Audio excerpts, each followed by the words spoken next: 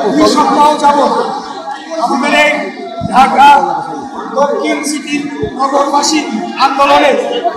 সকলেই যারা রোদ ঝড় বৃষ্টি উপেক্ষা করে আন্দোলন সংগ্রামে অংশগ্রহণ করেছেন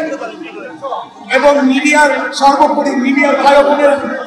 এই বৈরী আবহাওয়ার আপনারা আমাদের এই আন্দোলনকে জনগণের কাছে পৌঁছানোর জন্য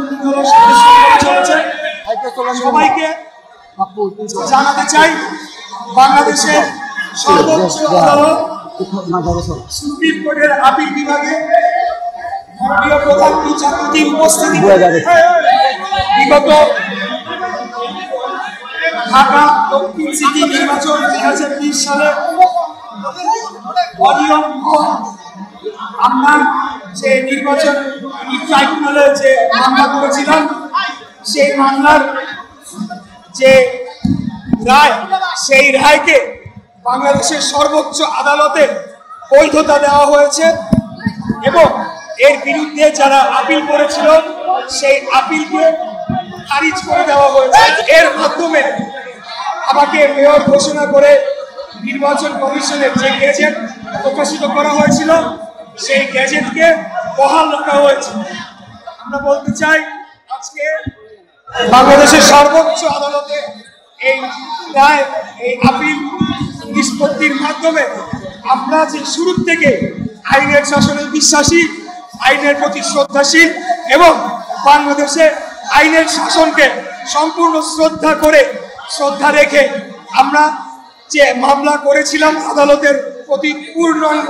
আস্থা আমরা রেখেছিলাম সেটি আবারও প্রমাণিত হয়েছে যে বাংলাদেশ জাতীয়তাবাদী দল বিএনপি এবং এর সর্বস্তরের নেতাকর্মীরা আমরা আইনের প্রতি শ্রদ্ধাশীল এবং এর মাধ্যমে এও প্রমাণিত হয়েছে যে বর্তমান অন্তর্বর্তীকালীন সরকারের কতিপয় উপদেষ্টা তারা আমার প্রতি বৈষম্যমূলক আচরণ করেছে এবং তারা নির্বাচন কমিশন, বিচার ব্যবস্থা এবং প্রশাসনের উপর হস্তক্ষেপের মাধ্যমে আমাকে যে মেয়র নির্বাচন নিশ্চিত করে ঘোষণা দেওয়া হয়েছিল এবং তার পরিপ্রেক্ষিতে আমাকে যে শপথ গ্রহণ করানোর জন্য যে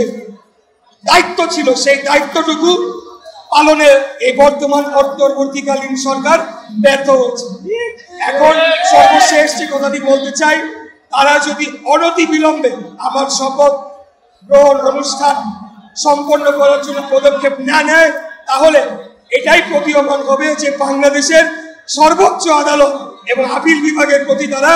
আদালত অবমাননার সামিল হচ্ছেন এবং অবমাননা করার মতোই একটি পদক্ষেপ নেওয়া হচ্ছে।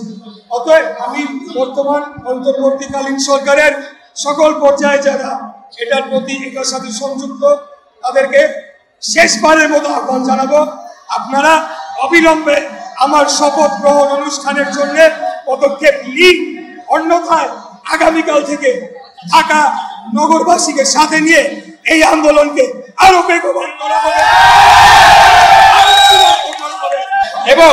এই বর্তমান অন্তর্বর্তীকালীন সরকার যে তার নিরপেক্ষতা হারিয়েছে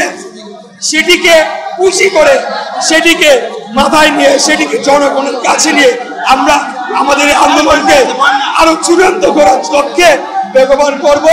এবং আগামী জাতীয় নির্বাচনের আগে যাতে একটি সম্পূর্ণ নিরপেক্ষ সরকার ব্যবস্থা প্রতিষ্ঠা হয় যার অধীনে জনগণ ভোট দিতে পারবে, যেই ভোট দানের মাধ্যমে একটি জনগণের নির্বাচিত সরকার প্রতিষ্ঠা করবে সেই পদক্ষেপ আমরা গ্রহণ করব। আমার কথা একটাই, একজন মেয়রকে তারা শপথ গ্রহণ করাতে ব্যর্থ হয়েছে, তাহলে আগামীতে 300 এমপিকে শপথ গ্রহণ করানোর জন্য তারা কি কার্যকরী পদক্ষেপ নিতে পারবে কিনা সেটা নিয়ে জনগণের যথেষ্ট সন্দেহ তৈরি হয়েছে। অন্তর্বর্তীকালীন সরকারকে শেষ সুযোগ দেওয়া হচ্ছে, আপনারা আপনাদের নিজেদেরকে সংশোধন করুন এবং আদালতের রায়কে মেনে নেন, জনগণের রায়কে মেনে নিয়ে আপনারা কার্যকরী পদক্ষেপ করুন। ধন্যবাদ সবাইকে।